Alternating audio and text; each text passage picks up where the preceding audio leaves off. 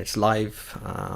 What makes it special is that it's live and it's interactive. So we're streaming here on Twitter, YouTube, and Facebook. So whichever channel you're on, we'd love you to get involved and ask us some questions, and we'll respond to them. So get chatting, use the hashtag, or just reply to this tweet. So we're going to do a very quick round of introductions for our guests. I'm Atarana, host Maths Chat Live, teach online all over the world, everything from number bonds to A-level maths. So over to you, Emma. Okay, hi, I'm Emma Bell. I'm the Maths Enhancement Manager at Grimsby Institute up north.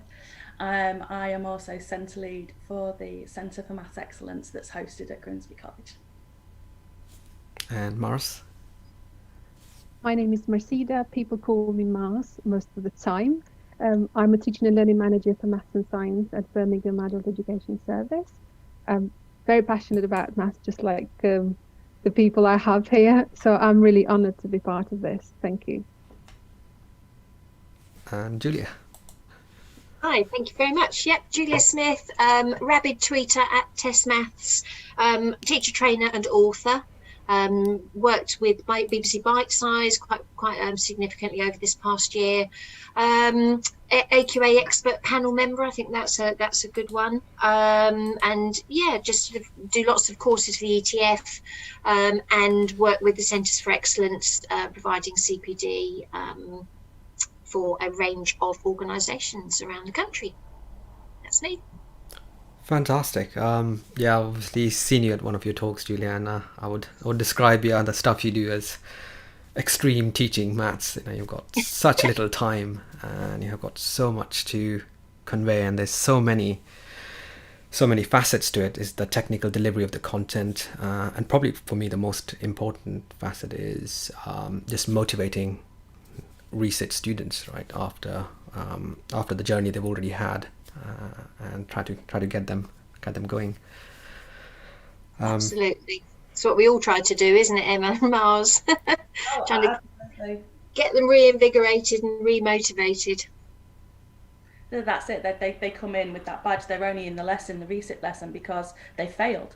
So they come in with that "Hello, my name's failure" badge, and trying to chip away at that is a massive part of at least the first month of teaching them, to show them that they can have confidence in their abilities and they do know stuff. Absolutely. I totally agree. Well, I've taught mostly adults. I've taught 16 to 18 as well, but mostly adults, and they do have this idea that they can't do maths. They just come with that all the time, and most of them, be they kids or adults, they have this preconception that they can't do maths, because probably they were told they can't do maths when they were kids, or because they believed themselves, or their parents, maybe they couldn't do maths. Well, they thought they couldn't, because I think everybody can. So, it's working on that to begin with, because if we don't do that, it's like hammering on cold iron, really. And we need to do as much as that, but right from day one. Right, when you start a course, I think it should be a case of getting learners engaged in a different way, showing them that maths is not that fearful subject that they've always thought of. It's something exciting, interesting through games. I always do on the first day Julia's trick with the times tables with the fingers. So I put the gloves on and I put the numbers on them, and there we go. And it's something that they've got in their pocket then, and perhaps they'll feel shy to use their fingers. But I tell them it's perfectly fine to do that. It's just another strategy, And then, we do lots of other games. And one thing that I do, I've done for the last 3 years, is been writing a letter to maths. Because I know that if I ask them to write a letter to me, they'll be praising me and going, "Oh, you're a really good teacher," and so on and so forth. So not talking about the subject. So I want them to write just a few sentences at the beginning of the course about how do they feel about maths, and it's just something like, "Dear maths, I hate you." or you, I'm anxious about you, and all of that. And then we come back to that halfway through the course, and then at the end of the course as well. And you can see that journey that they've gone through. Of course, that's not the only thing we do. You know, I work on it throughout the year. That mistakes are fine. We just, you know, we've got strengths and weaknesses. Probably this is not the topic that you like most, but some, you know, another topic will be. And, you know, working on that, I think, is really important right from day one. Absolutely right. So next week we've got maths conference. I'm doing 101 top tips. I think I'm going to add that one in, write a letter to maths. I've seen it work really effectively where on day one students are given 2 postcards and they're asked to write on the first postcard, why are you in this GCSE resit class or functional maths class? And they know why they're there, and it's anonymous, and everyone does it, and all of the postcards are put up on the wall, and you see on the wall, oh, I didn't have any teachers, my teacher hated me, I was really naughty at school, I was really ill, my dad died. You know, you get, everything comes out, and then you can theme them. And then on the second postcard, what will it mean to you if you get the GCSE resit or the functional maths qualification this time around? And they know the answers. I get £50 from my dad. I'll get onto the level 3 course. You know, they know the answers. And actually having that physical thing with 200, 300 cards on walls, you can keep referencing that for a few weeks afterwards, you know, reminding people that they've had a lot of the same experiences, and it will open doors that they don't even realise are shut. That's the point, isn't it? I always say to them, it's just like 10,000 steps a day or 5 fruit and veg a day. You don't realise how good it is for you, but you might not like running, but actually it's really good for you. And it's the same kind of analogies, really. With that research, we've been doing a lot of it, motivational research with our Centre for Excellence. And we've done student interviews where we've discussed, well, what are things within your control and what are the things outside your control? So, you know, obviously like bereavements and things like that, or your mum booking a holiday during the exam, so I missed the exams, you know, that kind of thing. And asking them to focus on those internal barriers, the things that they can work on, and that gets them past the external barriers, if that makes sense. Absolutely. Absolutely. Got a first question already. Well, more of a demonstration. I don't know if you're up for this, Julia, but Dee is asking gloves with numbers on, question mark, exclamation mark, exclamation mark. Give me 2 seconds and I'll go and get my marigolds in the washing up bowl. I mean, I am known for tea towels and marigolds. What's going on? This is ridiculous. I think I might actually have some in my teacher bag, so just bear with me a second. Give me a minute, talk amongst yourselves, and I'll get some marigolds. Yeah, sure. Okay, it'll be worth it. It will, yes. Yeah. That's a lovely towel behind you there, Julia. Yeah. No, it's obviously, yes, what Julia's heading towards is this for non-calculator stuff, the times, tables, facts, and Julia's got a fantastic hack using the ultimate manipulative. Absolutely. Right, you ready for this then? So, marigold gloves. The only reason I use marigold gloves is that I can put the numbers on the fingers, the digits, and most vocational areas will have a pair of gloves, PPE gloves. Welding gloves, have done it with welding gloves with our welders at Colchester Institute, and it's just a different method of remembering the times tables, and it's things like the 7/8s and the 8/9s, the few that they get still stuck on. And we know how important those foundations of maths are, those 9 basics of maths, really underpin in the same way as you build a house on really good solid foundations. You need those solid foundations in maths, and times tables is part of that. And we know that it uses up working memory space, which we might need all of that working memory space for problem solving, so they become better problem solvers having those basics. So each of my fingers is labelled 6, 7, 8, 9. Sorry, yes, 6, 7, 8, 9, and 10. So I can multiply any version of those combinations. So I've got 6, 7, 8, 9, and 10. I'm going to multiply 8 by 8. So I've got my 8s. I'm going to put my 2 middle fingers together. So 8 8s, we know, I think hopefully you can see that. We know that that's 64, but how does this represent that? The 2 fingers that come together and the fingers above the 2 fingers that come together, they're all 10s. So I've got 10, 20, 30, 40, 50, 60. And then below, I've got 2 on one side and 2 on the other side. So those are multiplied together. 2 times 2 is 4. So 8 eighths are 64. Hand multiplication. So let me just do 7 and 8. So I'm going to choose 6, 7. I've got my second finger there. 6, 7, 8. I've got my third finger there. Put those two together. 7 times 8. 1, 2, 3, 4, 5, 50. And then below I've got 2 on one side and 3 on the other. 2 threes are 6. So 56. I've seen that work since the old key skill days. I used to teach it to my welders and engineers, and you'd look through the windows in the exams and they'd be very surreptitiously, I do it with big gloves on so everyone can see and you make a big thing of it. I would see them very surreptitiously underneath the table just doing that. It really helps for memory issues. It's just an alternative method. And there's a key phrase in the Department for Education subject guidance: any valid mathematical method that gets the marks is entirely appropriate. So our work is about looking at how a student works with those basic skills. First of all, that's our starting point. And then saying, oh, I can see you're struggling with that subtraction. Have you seen it like this? Or maybe that's not the way you can learn it. Have you seen it like this? It's not anything to do with, learning styles or all that nonsense. It's just about finding the appropriate method for the person. And having that collaborative approach of how do you do the maths? How do you do the maths? One of my favourite things on Twitter at the moment is Pam Harris on a Thursday night. I don't know if you've seen her, anybody, but she runs Math Strat Chat.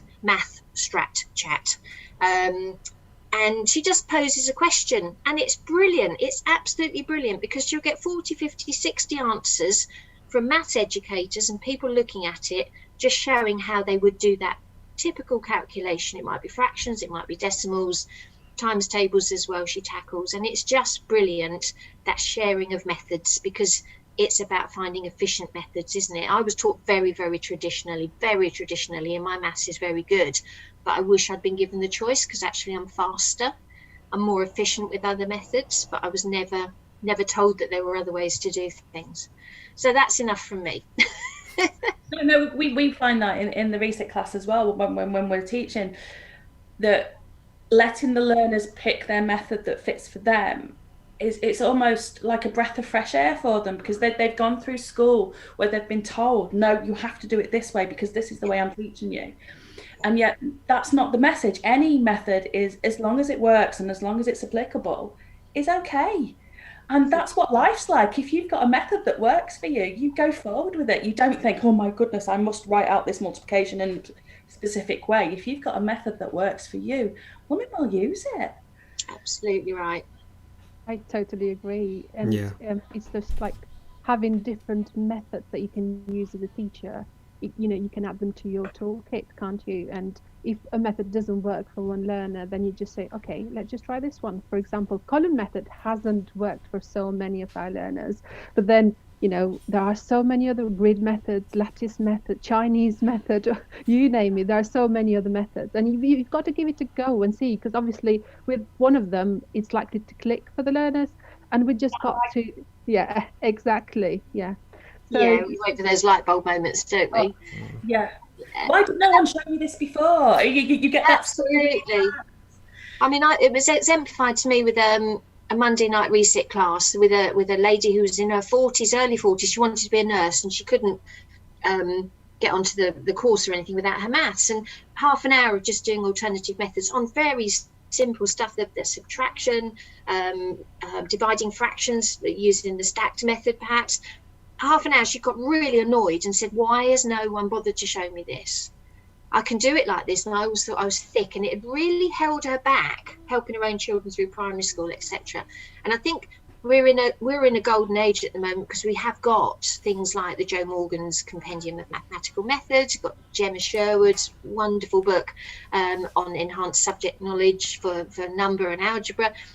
We've got so many really, really good books out there that will help us. So we're not having to go and search for all of them. They're all there and readily available to us now, but it's certainly something we have to focus on. Yeah, it's such a...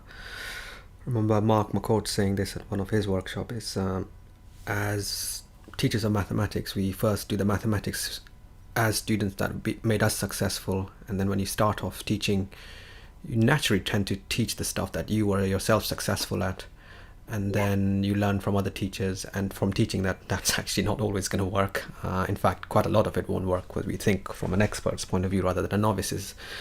And then we have this long journey into becoming expert teachers where we figure out other methods. We learn from other teachers about other methods that work, and they have this kind of whole new level of maturity about the methods. And you should always have in your toolbox maybe like 3-4 methods for every single topic in maths, because you just don't know which one's going to work. Definitely.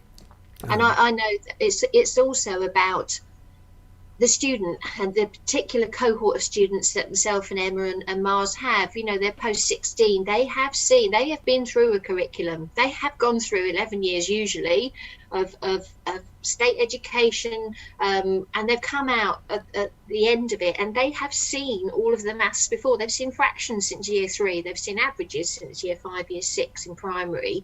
And yet here they are at 16, 17, 25, however old they are, and they've still got those muddles, those basic skill, gaps. So it is about this sense of revision. It's all about revision. But revision, if you break down the etymology of the word, it's about seeing things again differently, seeing it second time, third time, fourth time, 10th time, seeing it differently, revisioning the maths, seeing it slightly differently. So I think we all work like that. I know that we do, the ladies here, we work in that way. It's all based on revision. You've seen the maths before, and I'm just here to help you see it differently and more easily, hopefully. I absolutely love that. And what sprung to mind while we were talking is that, you get some learners who've kind of stuck to a method and it works for them, and then they're reluctant to try another method. And I always say, have in your bag at least 2 methods, I say to the learners, because it's going to help you understand maths much better, more in depth. But also, if that method you've learned fails you in the exam just for once, you have another one to help you. The backup pen. Yeah. Yeah. Yeah. The one that I'm so loving at the moment, it's all through Pam Harris, as I say on Twitter, is ratio tables. The power of ratio tables. Oh my word. You can do so many things with ratio tables, including ratio obviously, but it's just such a really good structure. It's just so powerful. I love it. Love ratio tables. It's my new favorite thing.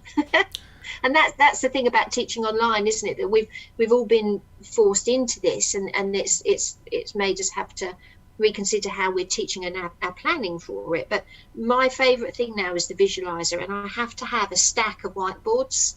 I've got a stack of about 30 whiteboards, so I can just keep removing one to the side, and because nobody wants to see you wiping clean your whiteboard. So that has been my favourite thing over lockdown, just making me having to use a visualizer and whiteboard.fi as well. But the visualizer with MathSpot, the MathSpot camera, you're there in seconds, and you can quickly demonstrate something and then see them practicing it as well. It's brilliant, absolutely brilliant. I love MathSpot. I always start my lessons with MathSpot. Yeah. Start something. Then later on to visualize, because I'm quite hands-on, and I really like manipulatives. Centicubes are my favorite thing, really. I tend to use them for almost any topic, and there is scope for it, really. So yeah, and the counters and all of that, which now you can find on MathSpot online. But when you are in the classroom, those little things help you understand maths better. Exactly, and even using maths in the classroom as well, because we don't have to sanitize everything between learners. No, it's a great site. I mean, I remember going to Johnny like 3 years ago and say, "Oh, I'm using your site for online teaching." I was like, "Oh, And obviously his site, even with John Corbett, I said, "Oh, you know what I'm doing? I'm using your site with students all over the world." And it's like, "Oh, can you do that?" Of course you can. All the stuff's there already. Every video is there. Every worksheet's there. Yeah. The MathSpot site works on an iPad, it works on a desktop, it works on a mobile. You can use these virtual manipulatives, and I think we're just at the beginning of this kind of online tech thing that translates well in the classroom, or remotely on mobile phones. And I've used these virtual manipulatives with students for when I first started using them. I was skeptical of them because, you know, can you use, maybe you really need real questionnaires or real deans, which is true to an extent, but I found them to be really, really effective. Now I've been doing it for a few years, and it's really, like when you talk about using a visualizer and those whiteboards, Julia, it's really, yeah, it's exactly like what I was doing for many years. I had a camera, and I had just lots of these A4 papers stripped into like 4 pits, and there's loads of them. So I was like, do this writing, take that out, do that. And really, there's no set way of teaching online in the same way as there's no set way of teaching in the classroom, because what matters really more is your expertise, your relationship with the children, your knowing the children, knowing what to teach them, responding to them, and that matters so much more than whatever technology you're using, both in the classroom and just as relevant online. In fact, you can get distracted by too much technology online, and it can throw you off, and then you're starting to learn this new bit of tech. Like you don't. Yeah, there's so much out there at the moment. Yeah. I mean, you don't have to use a graphics tablet because there is a learning curve associated with it. If you can convey whatever you have to convey using a visualizer or using pen and paper and sticking a piece of paper up on the camera or a chat window, there's no set way of doing it. It is whatever you think is right in whichever way you've worked for. Well, we got a question come up from Graham from last week. He was Graham Cumming. So on motivation, how did you find the motivation of this year's resit cohort, given their maths failure badge came from the CAGs awarded rather than exam performance? Is there anything to be learned for next year's resit cohort who will be in a similar position? I start? It's a big one. Okay. Well, we found that because the way the CAGs were awarded last year, it was all about a potential.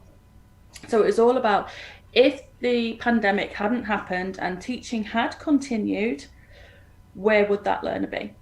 And so learners were getting grades that didn't reflect their actual mathematical ability. It reflected their mathematical potential. So that was the first problem. They were perhaps coming in with a 3 because that's where they would have got by the end of the course, but their skills weren't on par with a grade 3. Does that nuance? So we had that first. Then we had the ones that disagreed with their CAGs from the teachers. So we had a massive cohort of learners sit the resit in November, and it showed that perhaps the CAGs weren't accurate in that sense as well, compared to an exam and their potential. This year, I think it's going to be massively different because there's a lot more upfrontness. The learners are going to know what evidence is being put forward for their grades. They're going to know they've had a bigger hand in what they're doing. So I think motivation-wise, last year they were very angry, some of them, at the grades that they got. This year they know it's more in their hands. So I'm hoping that will mean that they work harder and they fill their gaps more so that they can prove what they're capable of. And I think that's going to be a very, very motivating factor for them. We start again with the learners on Monday, face to face, and we're going to be talking through the processes with them. And yeah, we're hoping that openness is going to be a lot different to what it was last year, because last year it was very last minute. It was very get it sorted and get it QA'd and get it done. This year, it's a lot more open process.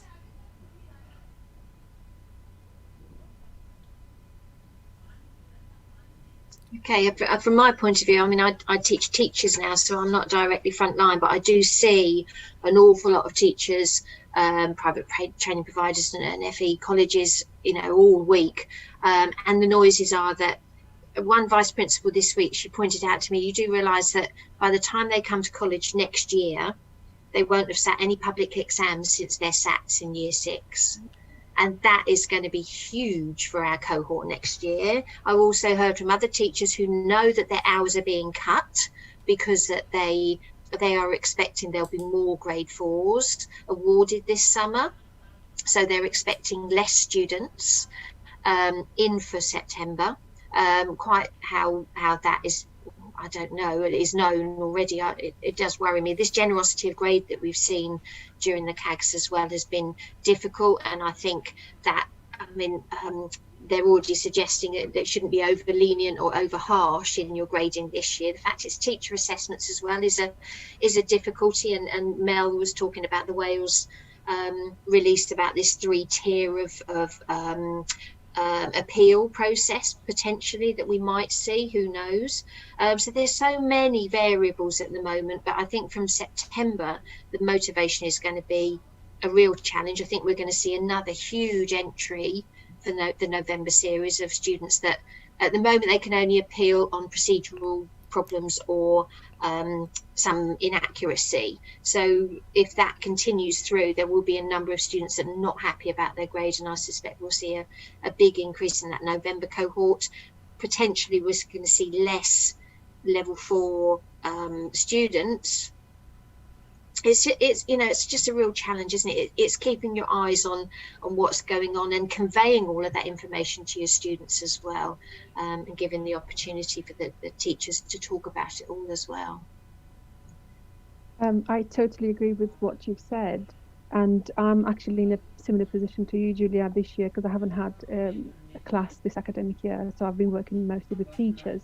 But I wanted to draw attention to functional skills because we find that it's such a difficult position to be in at the moment for the learners, because, you know, we've had the changes in specification happen in September 2019, and pretty much they haven't had the chance to actually try what it feels like to do an exam. So they might have done level 1 functional skills, let's say last year, and it was centre assessed grades. Now this year they've gone into level 2, and it's just much harder than it used to be before.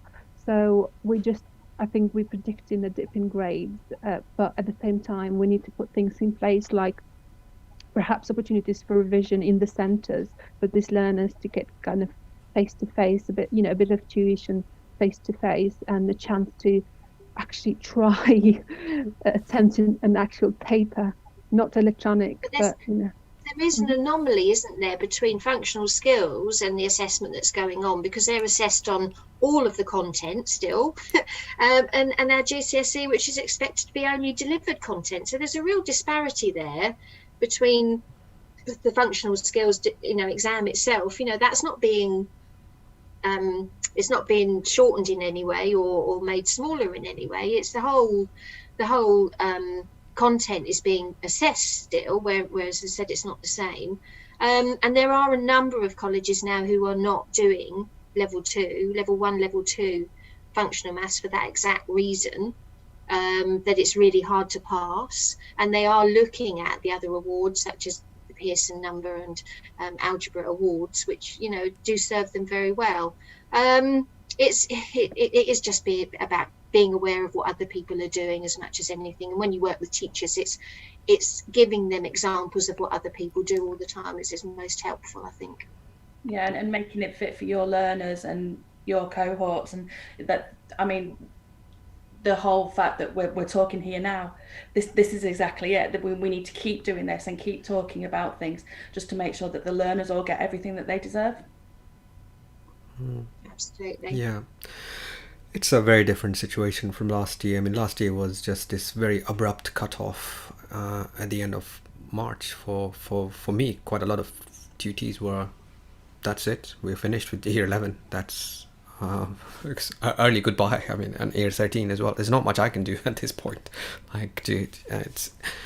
Whereas now, sort of looking more optimistically, hopefully we won't have to go into this lockdown stuff again. Now you actually are going to go back on Monday, and hopefully you just continue the whole school year, and you have more time to get a more accurate idea of where they are, whatever form the assessment takes, rather than here's a cutoff now based on everything you know until that point. What a difficult thing to do. I mean, even this is difficult, but at least you're with them and you can take them through to the end of the school year.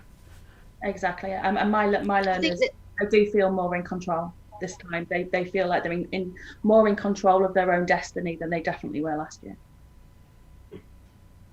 And I think, I know, Emma, as well, with the Focus 15 approach that you have, the research behind that, it's looked at the 150 subject objectives and narrowed those down to the most useful ones, the most commonly occurring. I mean, you can say more about it, Emma, but it's refining the content to suit the student. We haven't got the time post 16 to deliver all of that content in enough detail for it to have the impact. And I think, you know, the specialism in post 16 comes at choosing which bits you can do best, but also handing ownership to the student to say, you know, national numeracy hit the nail on the head when they say, you know, they've got to value the qualification first of all, believe that they can do it with you, and then they've got to put some effort in as well. It's just not something that just happens to them. They've actually got to be motivated to do some work outside of the classroom as well. We don't have enough time. Emma, talk about the Focus 15, because it's really good. How long you got? Right, okay, right. So yeah, the Focus 15, it's been a labour of love for a few years now, and it's finally coming to fruition. What we did was we looked at lots of data from Pearson, because Pearson's Emporium has a lot of data on past exams, and we wanted to see, is there something about a grade 4 student that's specific? What are they getting and understanding that the other grade students aren't? So if we can focus on these topics that the grade 4 students are nailing, then hopefully it will help learners make progress. So we looked at the 2017 data to start off with, and some topics fell out, and it was like, hang on, these are the topics. I've heard Julia talk about these topics before, those 9 specific topics that Julia's talked about, and it's the fractions, it's the decimals, it's the multiplication, divisions, it's all the fundamentals of maths are falling out here that grade 4 students are understanding, that those that aren't passing aren't getting. So of course we had a list, we checked it in 2018 and did some refining, and we came out with the Focused 15. So the Focused 15 are 15 topics that if a student can master and nail, there are enough marks on every exam board to get a 5. So if they absolutely master them all, there's enough marks to get a 5 on the foundation paper. So if we can get our learners through those 15 topics and get them mastered and fill their gaps in their buckets, because they have all got different gaps, if we can get them all to learn those 15 topics to the best of their ability, they've got every chance to get that 4 that's going to open doors. But also it's the type of maths that's going to serve them later in life as well. It's the fractions, decimals, the percentages, all those things that are going to make them live a better and more fulfilling life. So it's like hitting 2 birds with 1 stone. We're getting them that 4 that's going to open the door, but we're also giving them skills for life. So our scheme of learning, it basically has cut down the whole of the specification to those 15 topics. Of course, the learners are coming with other stuff that they know. I mean, there's no Pythagoras on the Focus 15, but they've come with some knowledge. So if a question came up on Pythagoras that they've revised or they remember from school, that's absolutely fine. It's a bonus. But we're going to focus on these 15 topics and get you through. And because the learners can see those 15 topics and it's not an unsurmountable mountain, they feel more motivated because they can say, actually, I know, yeah, I can do this. I can actually do this. And that motivation makes a difference. So by cutting it down, we make their motivation better. We make our teaching more focused and we give them more skills for life. So I could, I'm so proud of it. Yeah. It's the fact it's research based as well, which is, you know, where's the evidence for it? Oh, it's here. Okay. That's why, you know, with many teachers, Mars, you'll know this as well, that many teachers haven't got time to deliver everything. Why are you trying to deliver everything? Don't deliver everything. They've seen the curriculum, they can do stuff, they're really good at some stuff, they're not so good at other stuff, and they don't know some stuff. Forget about the stuff they don't know. Let's focus on what they can do, practicing it till they cannot get it wrong, not practicing it till they get it right, but practicing until they cannot get it wrong, and then focus on where they've got the gaps and the misconceptions. That's enough. You have to do everything. I absolutely agree. Mars, you've got a fantastic website as well. Tell us about your website, please, because it's amazing. Oh, thank you. But I want to speak first about Emma's approach, and I love it. And I think, especially with adults, we've got to focus on these because it's going to help them. And it's like key topics. If you think of multiplicative reasoning, for example. Think of how many other areas that affects, and it's almost everything really. So if they've nailed that, and those timetables we talked about earlier, if they've got that, they've got the foundation, and they will achieve. So I totally agree with that. Now oh yeah, I'll show you my website as well. Now, how it all started, it was a case of, I noticed that there were so many videos out there and resources for GCSE, but I couldn't find something for functional skills for my learners. And I've been using flipped learning for about 4 or 5 years, and I wanted to do something with my functional skills learners and couldn't find something. So I started that way, recorded some of the videos, and then I thought, hold on a second, I think other people might benefit from that, and I put them in a website. And that's how it all started, really. So I'm going to quickly share the screen to show you that. It's been very popular, Mars. It really has. Thank you. I didn't expect it to be that popular, but as I said, it all started because I wanted to help people, and I hope if I've helped one learner, one teacher, that's it for me, So yeah, it's MarsMaths.com, and I'm actually uploading videos and resources in here for functional skills mainly, just a bit on GCSE, but it's something that I'm looking to work on a bit more later on. So if you I start with motivation, like we said earlier. I want them to believe that they can do it, so I want to add more resources in here as well. But if I kind of set them the challenge to give this a go, no matter what they believe, whether they think they can do maths or they can't, give it a go, because everybody can, and I'm sure they can. I believe in them, in every single person. Then times tables, just like we mentioned, the importance of timetables. So I've created some videos with some kind of tricks they can help that can help them remember the times tables. And then I go into the levels from entry 1 to level 2. I really like your self-assessment tools on there. Just that one sheet where students can traffic light where they think they are. And it helps them, Dylan William, making them the architect of their own learning, really helps them to take ownership of it, doesn't it? And they can see the curriculum. How often do we show them what the curriculum is? That's all there is. Yes, absolutely. So I try in these videos to use these center cubes that I talked about earlier, and practical things that I've got around in the house, just to make the link between a maths concept and how we actually encounter it in everyday life. So most of the times it's center cubes or sticks or counters, money, coins, anything really that can help them understand the concept. And then they've got some questions within that particular objective. So again, I try to make it quite visual, and application questions wherever I can, more on reasoning and problem solving, any misconceptions that I want those to be exposed, and sort of thing. So I've now managed to actually put the answers up as well, so they can check themselves whenever they want. Put a few practice papers. I've made some videos on some of the levels, but it's work in progress really. But the feedback has been really good so far, so I will continue. Yeah, and I know that our apprentices and the trainers are using them when they go out to deliver to apprentices, because everything is just there ready for them, and the trainers are really finding it so useful, Mars. They really are. Thank you.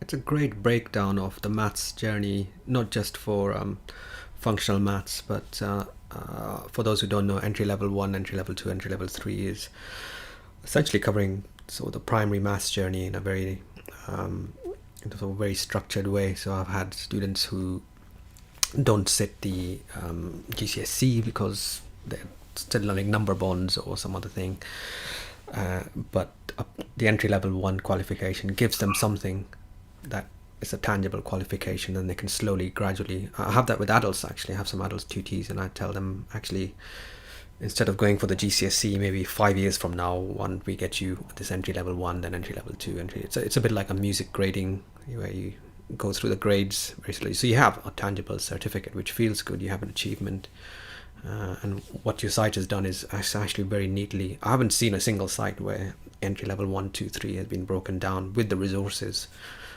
so well, except for the exam board websites. So it's very handy, not just for the entry level teaching itself, but actually referring to some of the whole maths journey from the beginning.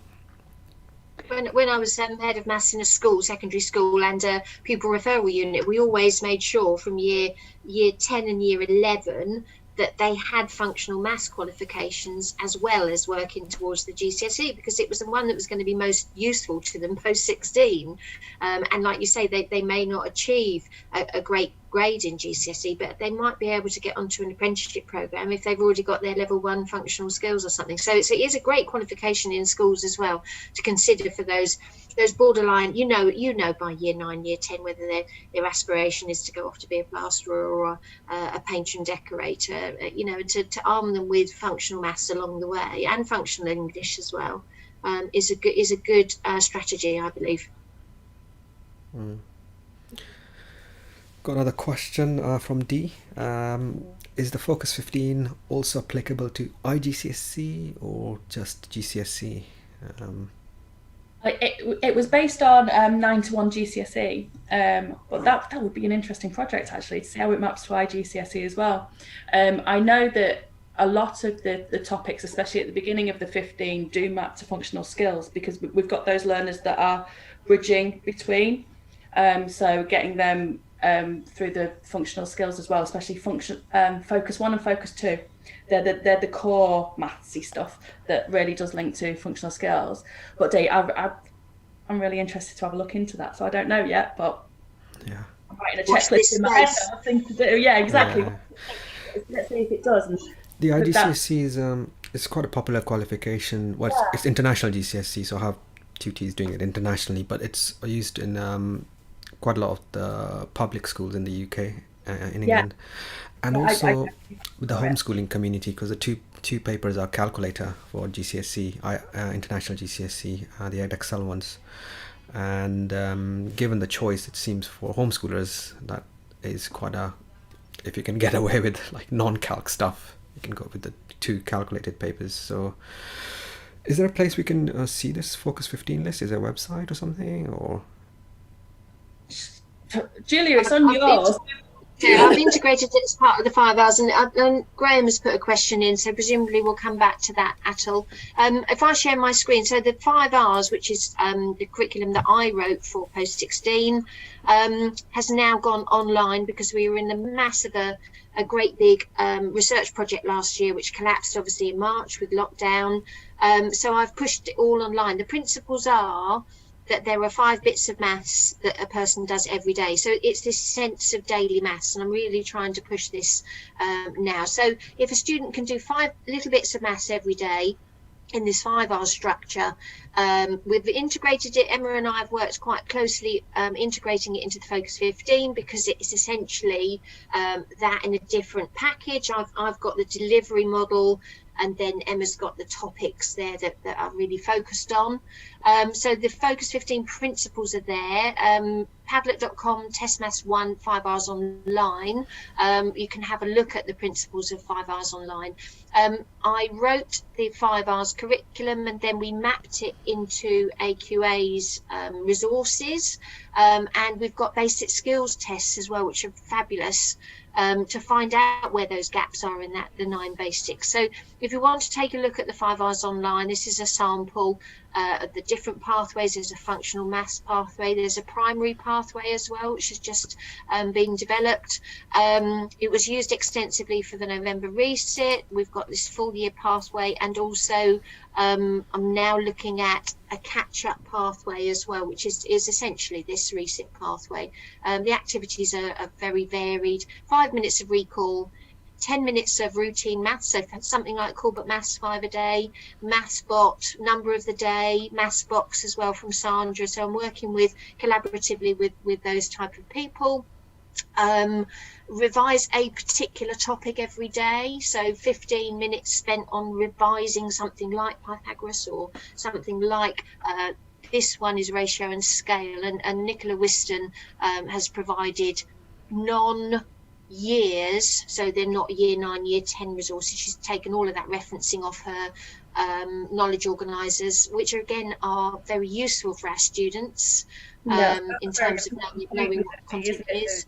I'm jumping in, Julia, sorry, but it's a really important point with teaching with more mature learners, is that a lot of the maths that we are covering with them has been covered at school in year 9, some of it in primary. So if we've got resources that say year 6 maths fractions, that's going to turn our learners off straight away. So having it unbranded like this is really, really important. That's and also that was a conversation I had a little while ago with Craig Barton and his diagnostic questions. Absolutely brilliant, but they had picture of children on there, and we had this big debate going on. Please, can you take the picture of children on, because this is fantastic for our needs as well, and you're just going to widen your market. And he did, so that was really good. So yes, you've got the 5R structure on there. Have a look at the Padlet. You've got the links to the Focus 15 principles, the blog that Emma's written, and the Focus 15 wheel. So you can see all the topics. You can see the 5R's curriculum on AQA, and that was from Charlotte Hawthorne, who did a kind of sketchpad thing on the podcast. So there's lots on there. Please have a look at it, and obviously ask me any questions that you would like to on it. You're very welcome. Yeah, so I think Graham had said there about having an alternative curriculum, an alternative exam. I mean, the Focus 15 is what I wish the exam was for Post 16. It's like we've taken what is available to us and made it more accessible for Post 16. I know that Nuffield and MEI have looked at and did a consultation on a separate GCSE for Post 16. Which did look at key skills, and their point was making it comparable. So if you got a grade 4 in this new GCSE, it was comparable to a school general certificate of secondary education, grade 4. But there is that idea that this is more functional maths. So is it a life skills GCSE? I mean, I love the Welsh system where they've got that numeracy paper that is accessible for everybody, and then you can extend into other papers as well. But the Focus 15 is definitely what I wish the GCSE was for Post 16. And in the absence of that type of qualification, we'll work with what we've got and make it fit. I know they talked about last week, if exams going online, would that be, and Mel kept saying not in her lifetime. Well, yeah. I would love to see, as you've suggested there, a Focus 15, kind of those 9 basics just tested as pure maths, and then tested in context. And context is always an issue, because a lot in functional maths, a lot of our 16, 17-year-olds haven't got the life experience of electric bills and taking your car to the garage. And, the context is a big feature of functional maths, which is a big stumbling block for a lot of them. So I would love to see, and Graham, you're charged with this now, is to try and get either a multiple choice test, a numeracy type test. I agree with you, Emma, there, that Welsh system is really useful. And the resources, there's bite-sized resources for that Welsh numeracy GCSE as well. Amazing. Yeah, no, but I've done an awful lot of work on it they've just done an awful lot of work on it, and the bite size of the WJEC stuff is really good for numeracy, for functional maths as well. And that's all integrated in 5Rs online. So I kind of cherry pick the best resources that will, usually free resources, which will help the student the most, and they're very varied. There's lots of games on there. I love the Transom games.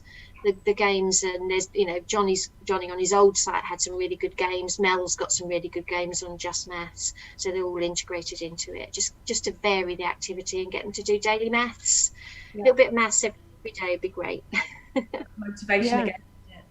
Absolutely, because you could teach something really, really well to learners. They will get it, but if they don't go back to it within 24 hours, most of it is gone, and you've got to go back to it actually at least 5 times for it to be going into the long-term memory. So, we put in our schemes where we do this first and then that next and then that next, but it just doesn't work like that if we don't go back to the same topics again and again. And they've got to be motivated. motivated to come back to do the maths outside of the classroom when they're not with you. They need to be doing something. I mean, I've got this Fitbit on my hand here, and it buzzes me and tells me get moving, or it gives me little medals. I got a medal for walking the length of the Imperial Penguin March. So, you know, but things like that, wouldn't that be great if you could have a little motivation thing? Have you done your daily maths? I'm working on it to develop an app for it. It would be amazing. Do your daily maths. Have you done your recall stuff? Have you done your routine maths? I mean, that would be amazing if we could get here's to your that focus point. 1 badge. Here's your focus 2 badge. Oh my word. Absolutely. Wouldn't it be cool? We'll get there, Em. We'll get there.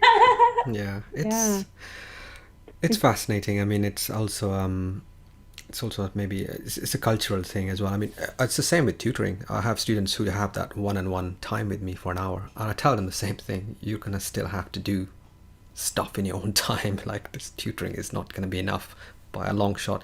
You have to use the tutoring and the lessons in the classroom and your own initiative to look up the questions and do that. I set them on a 5-a-day diet as well. I call them, in year 10, year 11, 5 a day. There's no getting out of it. And I mean, I grew up in India for my first few years, and there it's just expected you do more of the work at home than in school. It's just like the norm in the culture. You just do work at home. And I remember my dad would get these three siblings, and when we were primary school, he built us a really nice habit. We didn't like it at the time, but before he used to go to work, we did a half an hour of English, spelling and maths. We did it every single day, and that just became a habit. And then when we became teenagers, that habit of studying remained, and we just continued it, because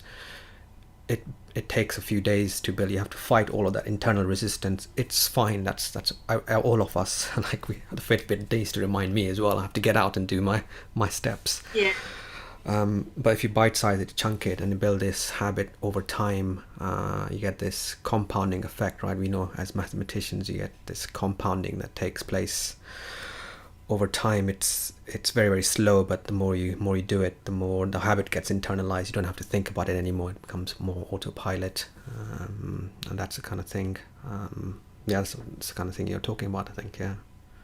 Absolutely, and it says 24/7 learning as well, isn't it? The girl that was telling me she hadn't lost any one of her students, she'd managed to keep them all since September. They would be messaging her 11, 12 at night. She said, but that was fine. They knew they wouldn't get a response, but that's when they're up, that's when they're working. So if you give them the features, the 5 hours online where they can go and do some practice anytime, any place, anywhere. It's that old Martini advert, isn't it? If you're as old as me and remember that.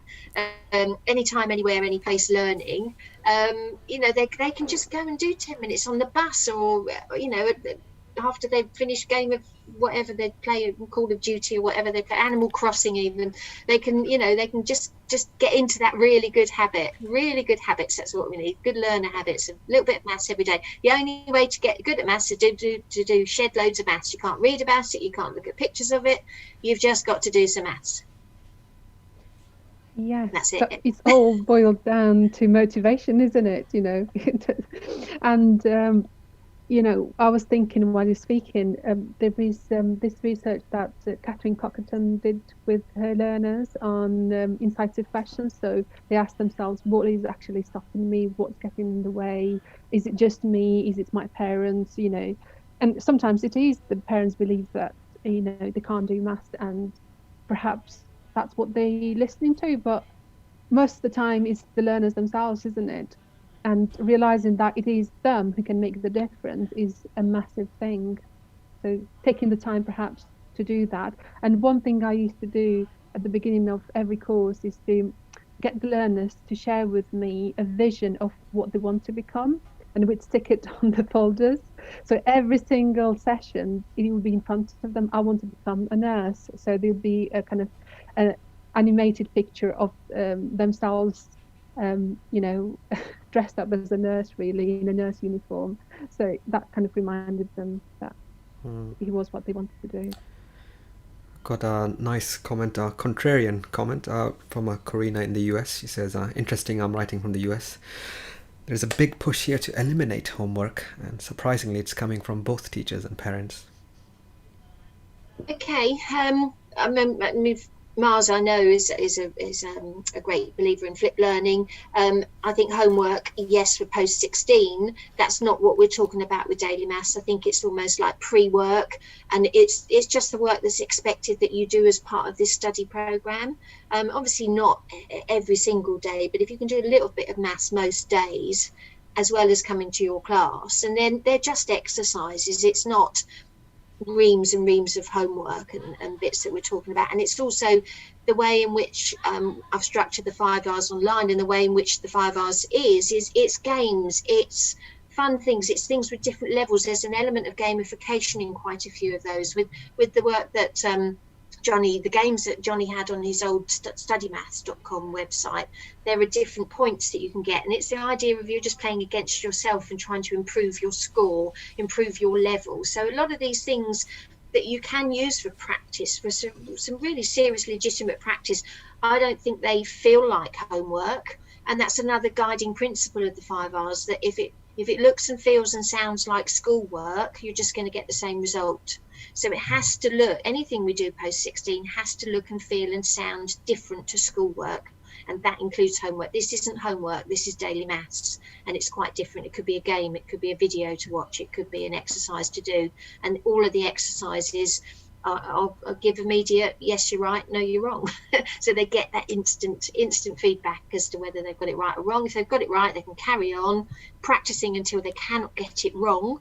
If they do get it wrong, and then that's the point at which they go to their tutor and say, I can't see how that's the answer, help me. So you're really focused. It goes back to Emma's point, the focus, you're focusing on the areas that they struggle most with. I wonder whether that comment is coming because of the pressures of marking that many teachers face, and of course parents as well, because they have to help their kids. Yeah, but I think, like Julia was saying, it doesn't need to feel like it is maths. It can be a game, something they'll do normally anyway. They spend so much time on their phones doing something totally unrelated, wasting their time most of the time.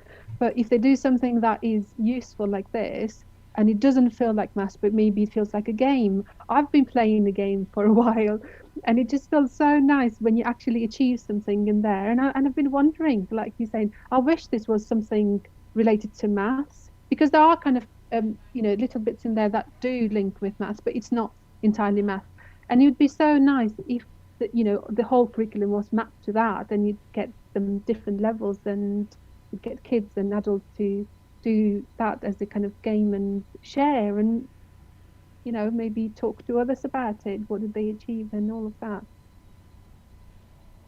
Absolutely. So that's my drive, and that's kind of coming from this year, working in a very, very different way. And I know, Mars, you're part of the constellations as well, aren't you, with Lou Mycroft and all of the people in the constellations, which have allowed us to come into ideas rooms and then think big and think where do we want to go with this, and then all of the support that you get within that as well. That's been a breath of fresh air this year, as well, being part of Constellation C there, and allowing these ideas to develop and think, we can go for it and make it look a bit different perhaps. And creating connections, you see. So I've got to know you more through that, haven't I? Apart from that training session like years ago that I attended, and I won 2 towels. But yeah, it was through Constellation C and C Plus through AP Connect that I got to know you. And absolutely, for me, it's meant trying things out, coming up with those ideas that you're talking about, but also creating connections and working on collaborative projects with other people. So, who knows what we're going to be doing next. And that wouldn't happen without COVID, would it? So yeah, exactly what I was going to say, Julia. I mean, this has just opened so many doors and knocked down so many barriers of distance and all things like that. We've just had a comment from America talking to us about our teaching, and that lack of barrier and that opening of doors and making connections is the positive that's coming out of COVID, definitely. Absolutely. And I tell you something, perhaps 2 years ago, I wasn't using Twitter at all, but it was through AP Connect that, Lou pushed us. And then I got to know Julia more, I got to know Emma. With Emma, we've communicated with each other, but this is actually the first time we've seen each other face to face. Would you believe that? It wouldn't have happened otherwise. Yeah, I knew you'd be good on this, Mars. Yeah. No, it's fantastic. Corina just got a little follow-up there. I think that's just more of a comment from her point of view. It's about equity here. A lot of our students at high school work part-time jobs, which I imagine is the case for some of the researchers as well, or adults at least. They're doing part-time jobs as well. Yeah. Oh yes, I actually meant to say something about this when we, discussing how learners are coping this year. I was speaking to a learner a couple of days ago, and she's an adult learner, and she's got kids at home. She was saying, well, this year has been so difficult for me. I've done my best, and in fact, she attended all of the lessons, but sometimes it's been a case of attending a lesson while having a child in her lap, And she said, this is not fair that I've got to go and sit an exam while I haven't been able to give my best. If it was a case of being in a face-to-face situation, I'd do much better. So I had to really explain to her that everybody was on the same boat. Nobody was in a better situation. You weren't disadvantaged. Perhaps you were disadvantaged in a way because you have kids at home, somebody else doesn't. But this is what we've got to cope with, and trying to remain positive. So I kind of outlined the different options for her to come into a centre and have some more face-to-face solution to kind of fill the gaps for her. But we've got to do our best really to accommodate and help fill those gaps for these learners who have been disadvantaged. Some of them because they haven't had the IT equipment right from the beginning of the course, and we've had to accommodate them during the course. I've had learners, so I deliver the level 5 GCSE resit course for the ETF, and that's all been we've moved it all online obviously last year, and I've had some people attending that who've got children on their lap drawing on their faces with crayons and they're still trying to sit there and study, and you just have to sort of go the extra mile, don't you? It's about being more flexible. And being fully inclusive as well. The prisoner project where you've got secure estate where they just aren't coming together. I mean, how does that work? How does that even work when they haven't got computers in the cells, etc.? So it's interesting that they are looking at it all. But we need to be very responsive. We've always said that, haven't we, Em? That we can do anything in FE. We can. Yes. We can do everything, but don't make it look like school. Don't make it look like school. FE rocks indeed. Yeah.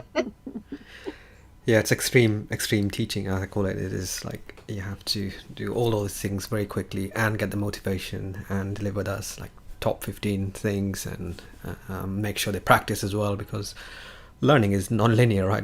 It's natural to forget. Our brain's evolutionarily designed to say, out it goes. This is not important until you like repeat it 5 times, as you said, Mars.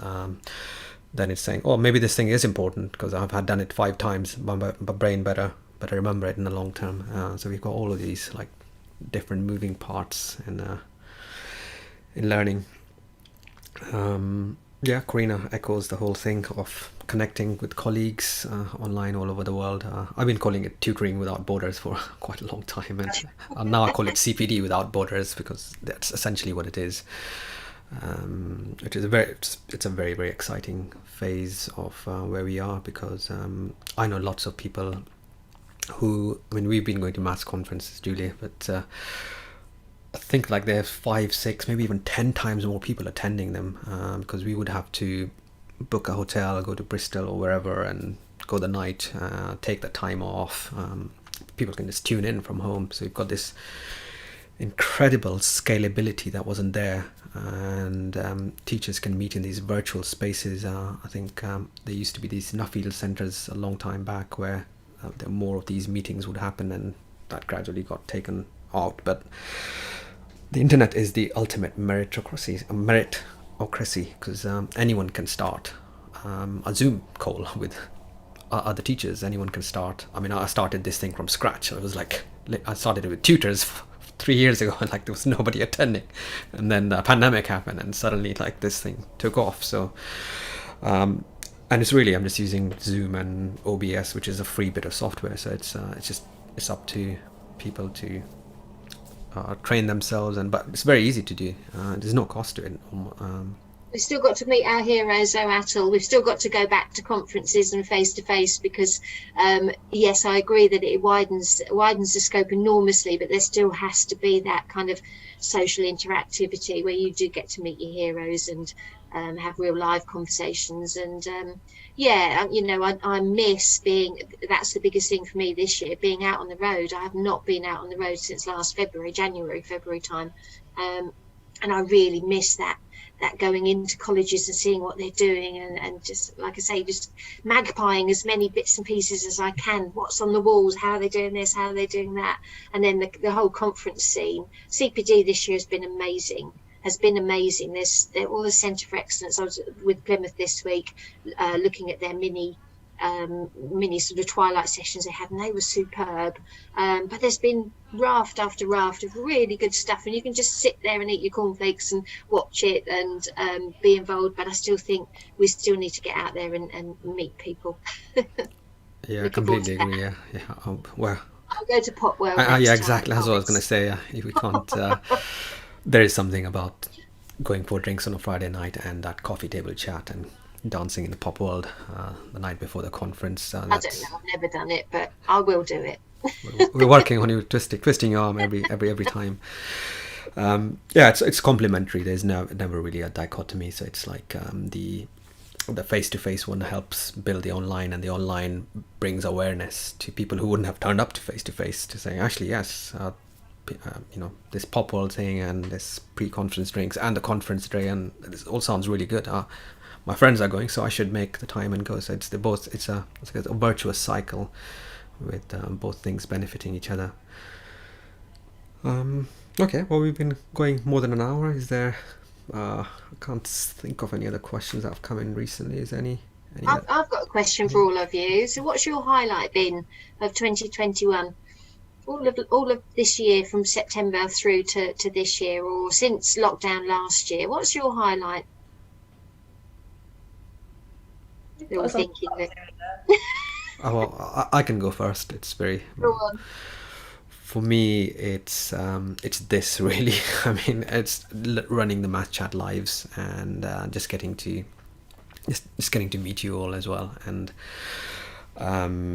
learning CPD from others. For me, it's been also for people to appreciate some aspects of online teaching. Obviously, everyone's been thrown into it from the cold. Here, you have no choice. Do it because that's the only thing you can do. But what I'm seeing is people having learnt the technology very, very quickly. Expert teachers who've been teaching in the classroom for years, adapting the pedagogy to the online environment. And I've learnt a lot from these Twitter conversations from everyone using different bits of software, adapting the teaching. So for me, it's enhanced my teaching quite a lot, and I've been able to also feel confident in doing this thing. I wouldn't be doing this thing if people weren't watching. If you weren't watching right now, wherever you are, and seeing the recordings, the fact that you are engaging, everyone's here, people are willing to come here. It's been really good for me. It's a life-changing experience, really. Yeah. Lovely. Yeah, I think for me, it's the reflection on how much I appreciate face-to-face and proper interactions with people.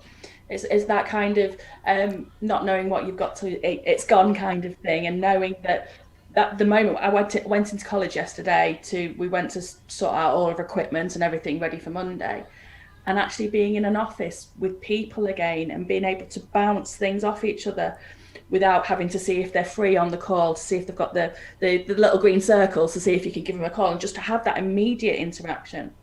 That reflection has been my highlight, knowing that is where I want to be. I want to be with people, and people is what I do.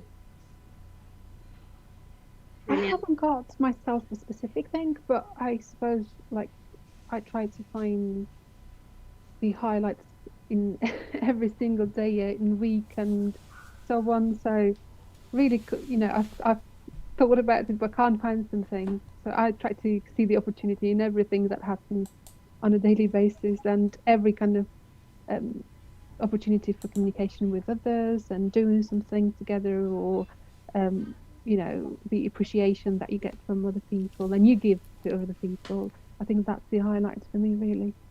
Absolutely. I think I'd endorse that. Mine has been working in a very different way, but working with a whole new raft of people through the constellation who you see, you find me doing chair yoga before a session now because everyone's online doing chair yoga, and they just put that into place, all the wellness stuff. And I've done some fabulous workshops on nutrition and just working and sleeping and everything, all the wellness stuff that's come through the constellation, which I never realised I needed. And just meeting new people. I mean, Sammy What the Trig Math and yourself and some fabulous people on there who are really passionate and really clever people. That for me has been a real highlight, because I thought you go from something where you're not going out meeting people again, but actually you're just working in a very different way with a whole raft of new besties now, which is great. That's great. Corina echoes the same thing from the US. I've connected with educators from all over the world, learned so much from everyone. I used to be social media shy, but been engaging quite a lot. And excellent. We had a lovely teacher from Croatia doing augmented reality related teaching. She showed it was very, very cool stuff, right up my tech teaching geekery world. I've got another one we could finish off with very nicely as well. I think people love success stories. Is it a maths question?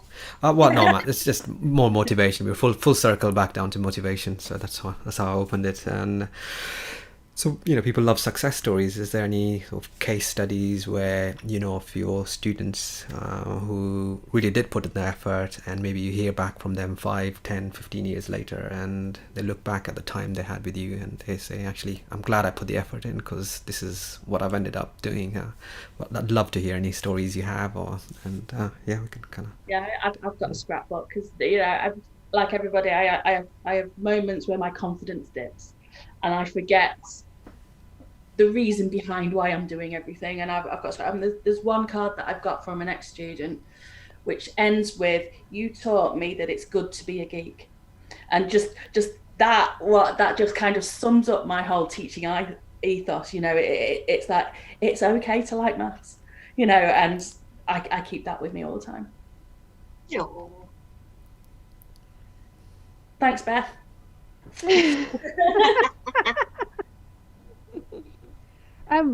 I think for me, I think a number of stories really from different learners who've kind of gone up levels quite quickly, and they've gone on to do nursing or other careers that they followed.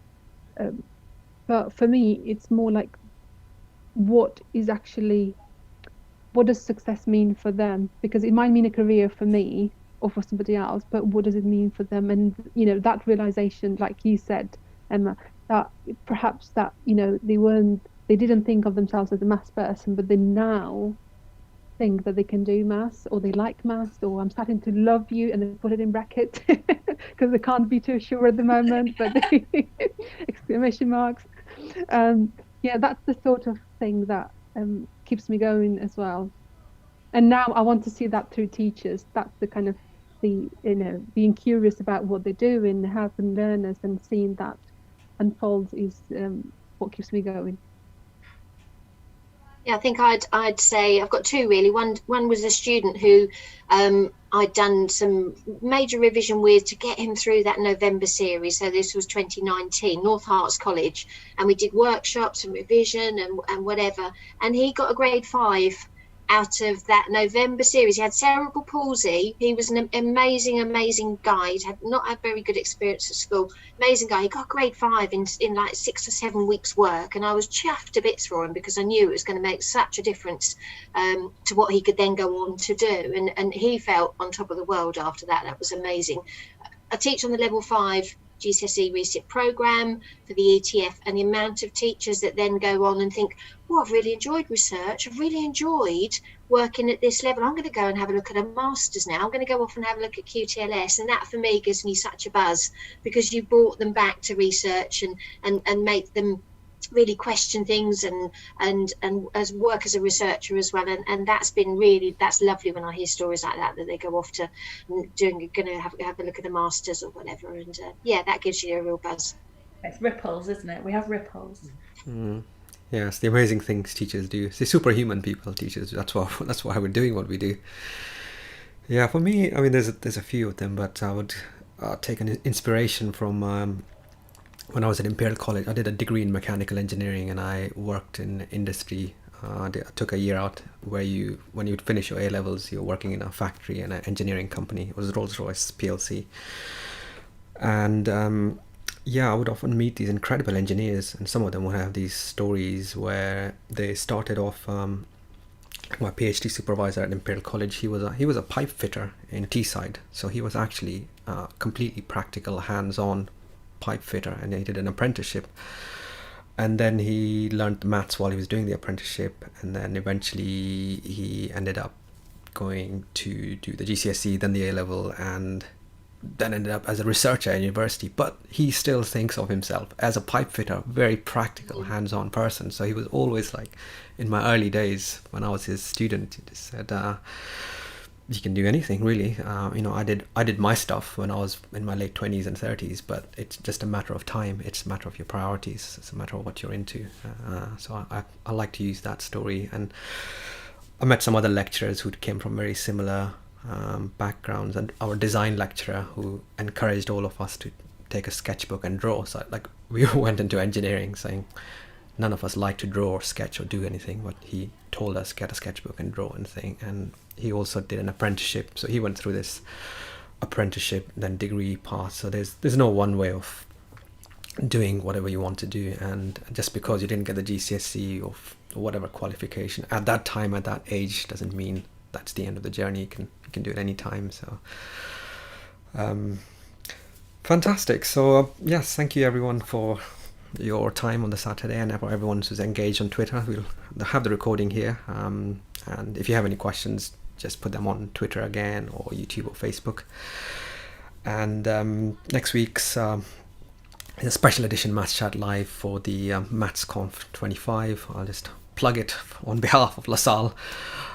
It's on next Saturday, so there'll be a special one. So thank you all. I'll just end this live stream, and we'll have a quick chat, and then we can finish up. Thank you very much. Thank you. Bye.